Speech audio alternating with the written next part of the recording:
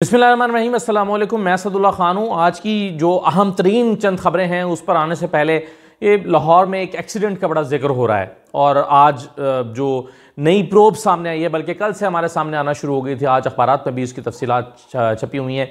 एक 14 साल लड़के ने, एक बिगड़ी हुई औलाद ने 6 अफराद की जान ले ली। पहले इब्तदाई तौर पर हमें ये एक एक्सीडेंट लग रहा था तो हम सिर्फ इस बात पर बेचैन थे, परेशान थे, तनकीद कर रहे थे कि एक छोटे बच्चे को गाड़ी चलाने के लिए क्यों दी गई। लेकिन जब इसकी बाद में तफसील सामने आई तो होश उड़ गए हैं। अभी तक हमें ये नहीं पता कि ये किसकी औलाद है, इसका बाप कौन है। अपेरेंटली यही लगता है कि ये कोई बासर शख्स होगा या कोई ताकतवर शख्स होगा। अभी तक यही लग रहा है कि ये बच्चा जो है वो मतलब जाहिर है हमारे सामने इसकी हैरानकुन तौर पर ये डिटेल्स अभी तक नहीं आई कि ये किसका बेटा है। अब वरना पुलिस वाले जब इन्वेस्टिगेशन करते हैं तो बच्चे से सबसे पहले यही पूछते हैं। एक वीडियो रिकॉर्डिंग भी हमारे सामने आई है, उसमें भी बाकी सब चीज़ें पूछी हैं। ये नहीं सवाल हुआ कि तुम किसकी औलाद हो, तुम्हारा बाप क्या करता है, तुम्हारे वालिद क्या करते हैं। ये सवाल हमारे सामने नहीं आया। तो इसलिए अभी तक मुझे नहीं पता या हमें नहीं पता कि इस बच्चे का वालिद कौन है। लेकिन बहरहाल जो तफसील पता चली उसमें देखिए ना कितनी परेशान कुन बात यह है कि ये 14 साल का छोकरा ये ख़वातीन का पीछा कर रहा था। ख़वातीन भी अपनी फैमिली के साथ ये ख़वातीन मौजूद थी और इनके जो है वो भाई साथ था, बाप साथ था।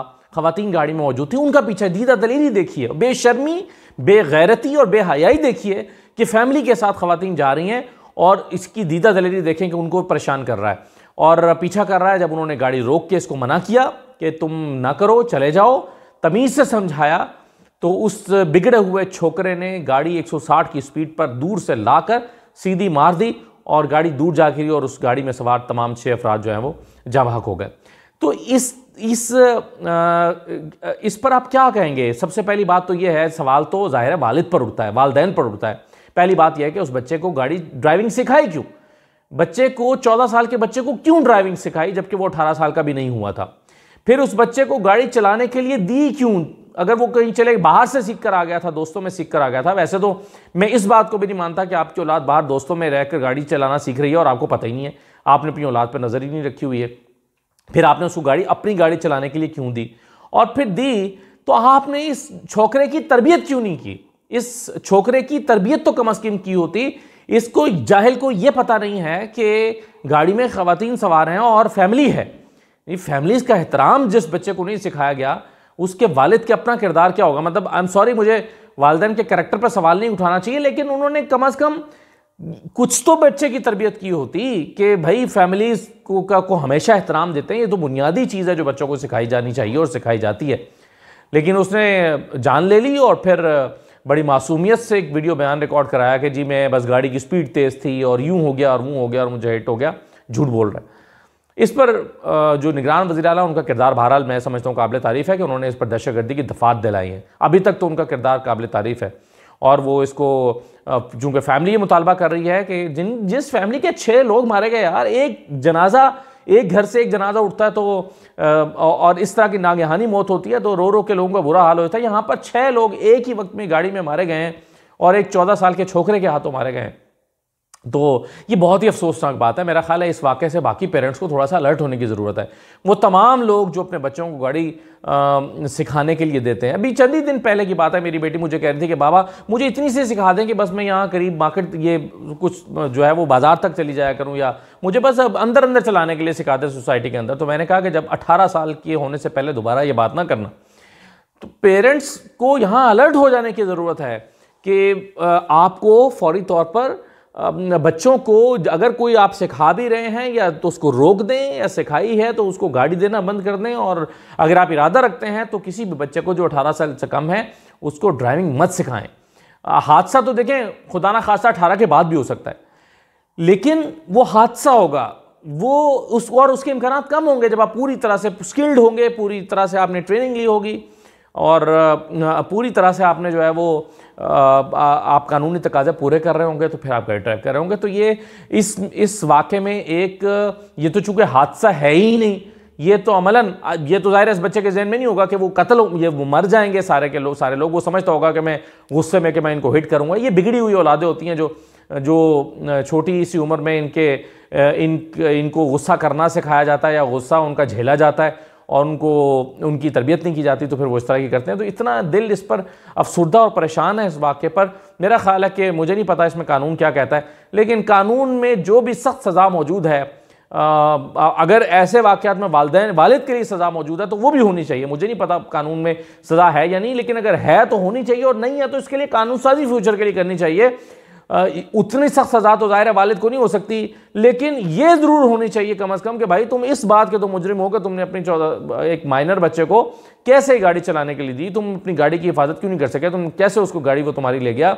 ये इतनी सज़ा तो कम अज़ कम बनती है, ये तो होनी ही चाहिए। जैसे फौज में मैंने सुना कि अगर किसी का सामान चोरी हो जाए तो जिसका सामान चोरी होता है उसको भी सज़ा होती है।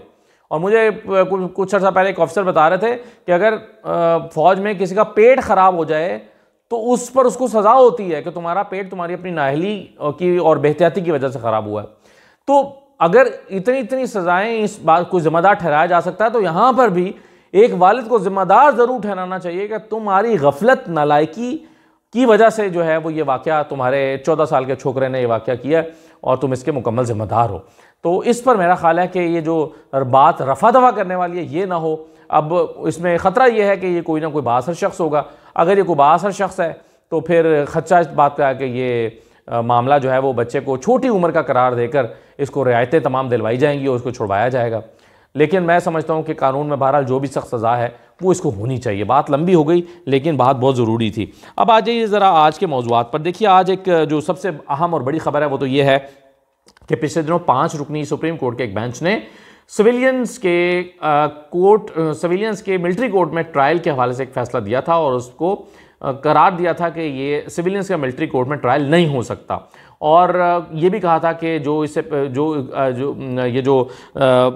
दफ़ात हैं ऑफिशियल सीक्रेट एक्ट की, उसको भी उसको भी कलअदम करार दिया गया था उसकी दफ़ात को, और कुछ और भी फैसले में चीज़ें थी। तो आज वज़ारत दिफ़ा ने इंट्रा कोर्ट अपील दायर की है सुप्रीम कोर्ट में। वज़ारत दिफ़ा गई है और कहा है कि जनाब सिविलियन का मिलिट्री कोर्ट जो कलअदम करार देने का फ़ैसला किया गया था यह दुरुस्त नहीं है, और दरख्वास्तें जो हैं ये तो काबिल समात ही नहीं थी। ये जो दरख्वास्तें थी ये काबिल समात ही नहीं थी।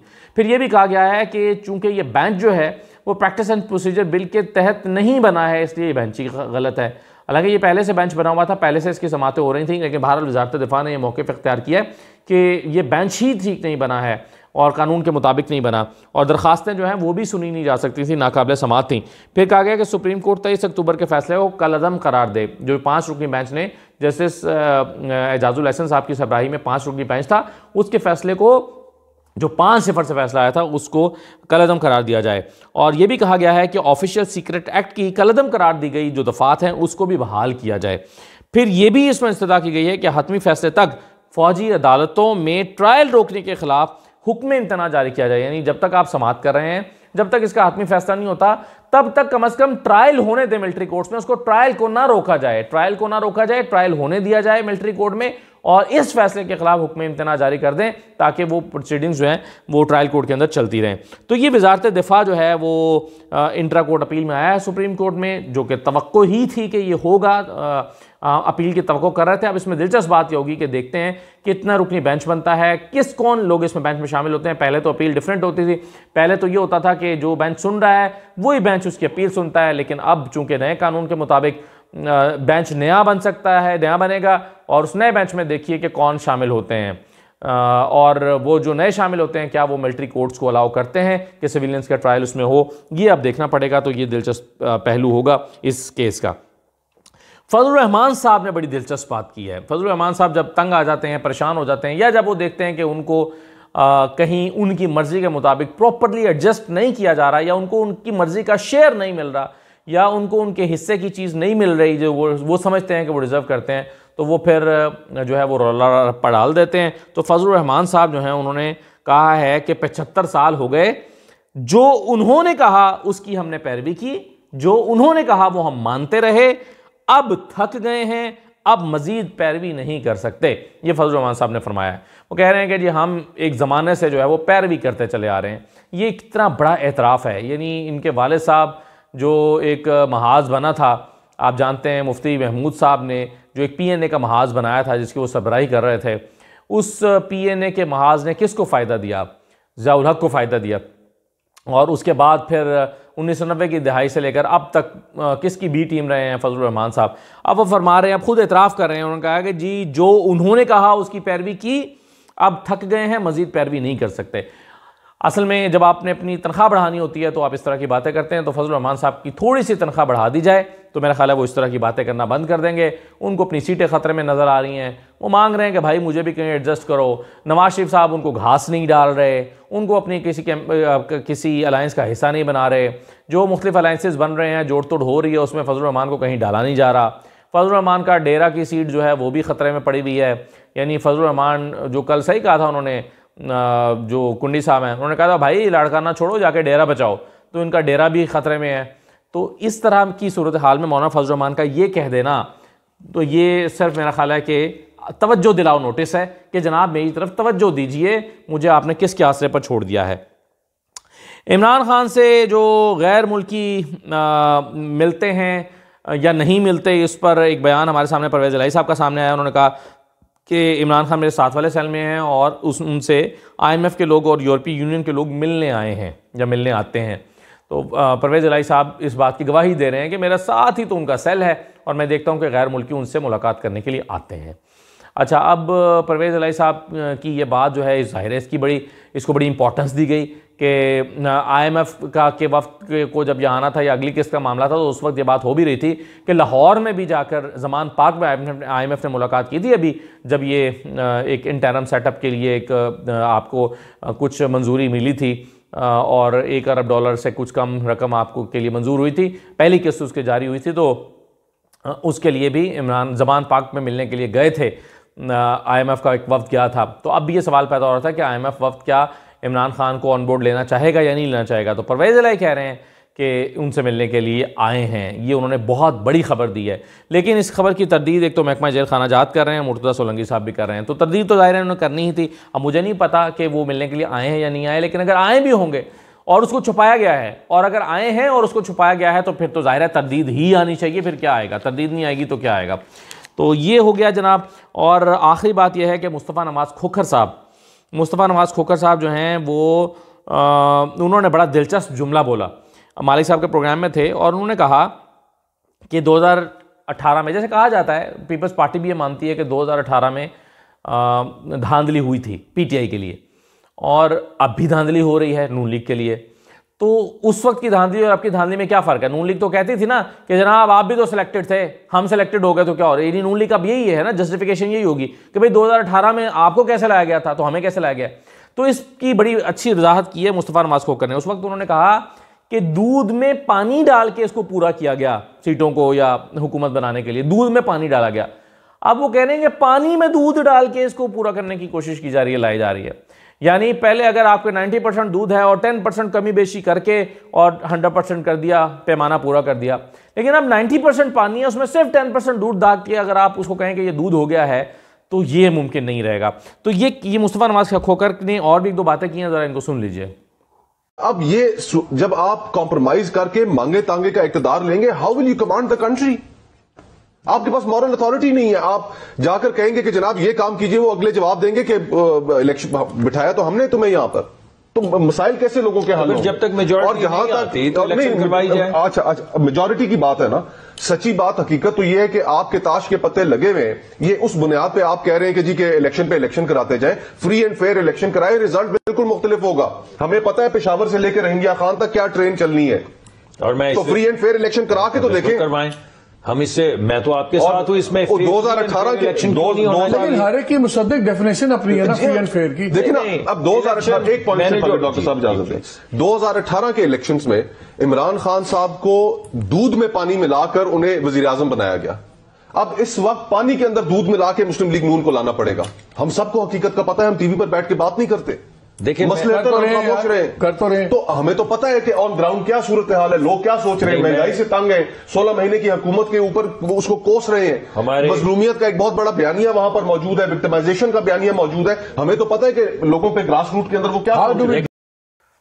तो मुस्तफ़ा नवाज़ खोखर साहब और उनके कुछ साथी जो हैं वो इस बात पर बड़े परेशान हैं कि ये जिस किस्म के इलेक्शन हो रहे हैं और जिस तरह से नवाज शरीफ को लाया जा रहा है, ये इससे सिस्टम नहीं चलेगा। और वो कहते हैं कि जी इस तरह आप कैसे, आपके पास मॉरल अथॉरिटी क्या होगी फैसले करने की, और आप जिस तरह से एक मतंजन बना रहे हैं, इससे आप हुकूमत कैसे चलाएंगे, फैसले कैसे करेंगे, ये बुनियादी तौर पर उन्होंने सवाल उठाया। मुसद्दिक मलिक भी मौजूद थे और उनके पास का कोई वाज़ह जवाब मौजूद नहीं था। इजाज़त दीजिए, अल्लाह हाफ़िज़।